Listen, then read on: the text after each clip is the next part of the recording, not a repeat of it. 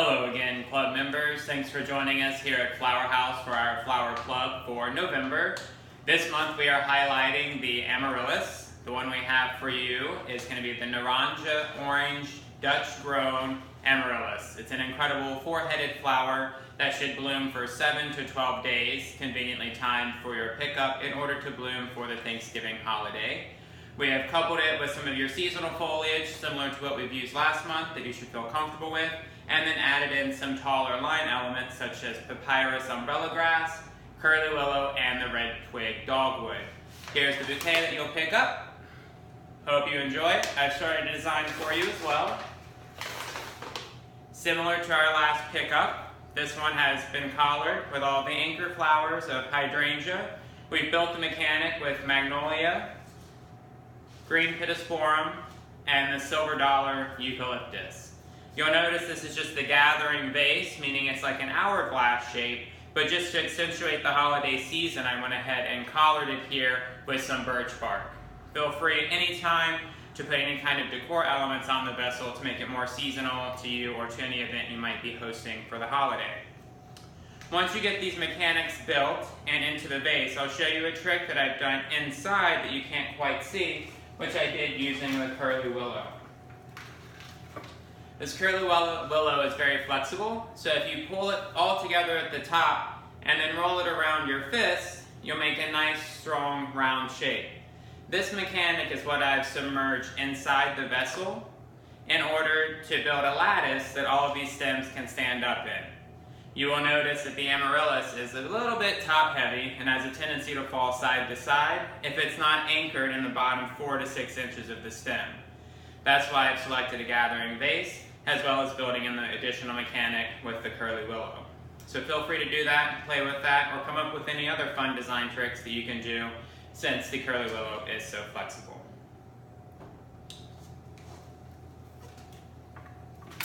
Working now, preferably with a knife if you have it, because the Amaryllis does require a rather sharp, clean cut in order to hydrate. You certainly can use clippers if that's what you're most comfortable with, but you'll always want to cut towards yourself and pull a nice, sharp, angled line into the Amaryllis.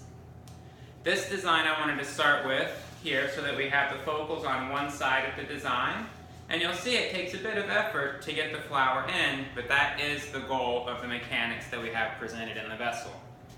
Continue to do so, just isolating where your focal flowers are going to be.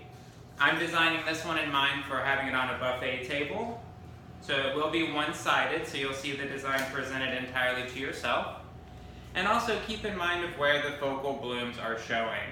They will evolve over the course of the next 2 weeks, but you want to be sure that as they open, that the stem insertion is going to present that to yourself or your guests.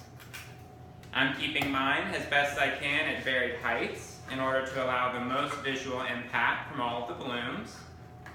Again, a bit firm to get them in there, which is going to present a really strong, good mechanic for you later. So you see all of my Amaryllis are standing up tall. They're all isolated to one side because I'm going to continue now filling in with the foliage and other textured elements. Getting the Amaryllis in first because it is a soft, hollow stem. So if it is too difficult to press in, you're very likely to crush the stem of the flower. So I encourage putting in your focal flowers early on in the design. Some of the other elements we have for you in the bouquet is going to be the solidago, which is a nice golden color.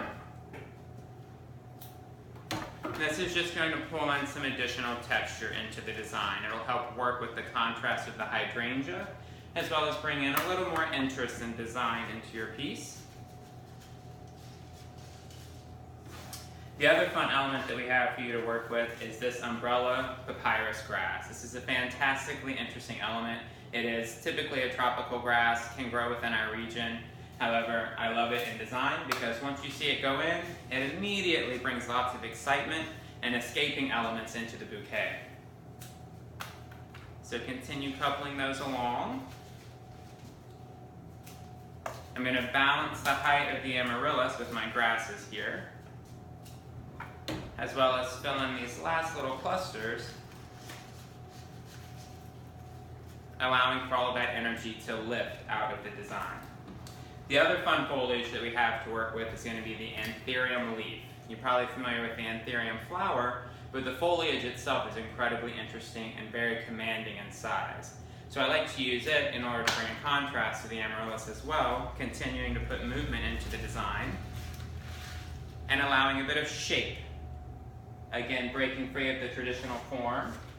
We also have the red twig dogwood, which is more of a mechanical use that we've entered into the bouquet. It's very linear, very tall, and very strong.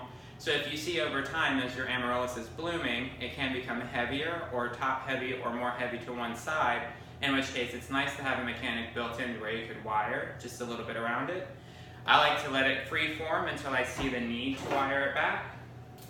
So I cut all of these down to an even length. Your clippers should be sharp and strong to do so. And then just twist them until you see a nice shape come out of them. And then all of those can be inserted straight down within your Amaryllis. This again creates more contrast and more excitement. And then also as a nice sneaky trick for if you ever need to wire or pull back your Amaryllis to keep them upright while they continue to bloom. Hopefully you'll have a good time designing. Please remember to share any pictures or images that you have of your work on the Facebook forum.